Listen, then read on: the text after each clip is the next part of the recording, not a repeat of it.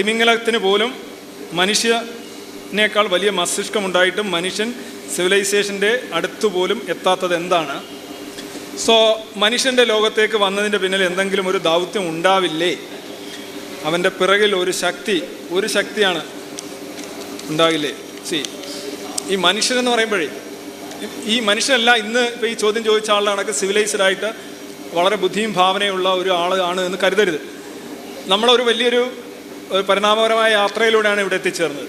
നിങ്ങൾ ഈ അടുത്തിടെ സെൻറ്റിനൽ ഐലൻഡ് എന്ന് പറയുന്ന ആൻഡമാൻ നിക്കോബാർ ഐലൻഡ്, ഇന്ത്യയിലെ പൗരന്മാരായിട്ടുള്ള സെൻറ്റിനൽസ് എന്ന് പറയുന്ന ആദിവാസികളുണ്ട്.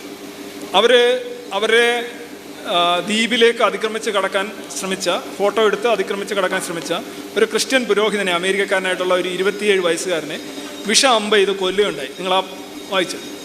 അവർ യഥാർത്ഥത്തിൽ നഗ്നരായിട്ടും സ്വന്തമായിട്ട് ഭാഷയില്ല, എഴുത്തില്ല, നമ്മളെ കണക്കുള്ള സാഹിത്യം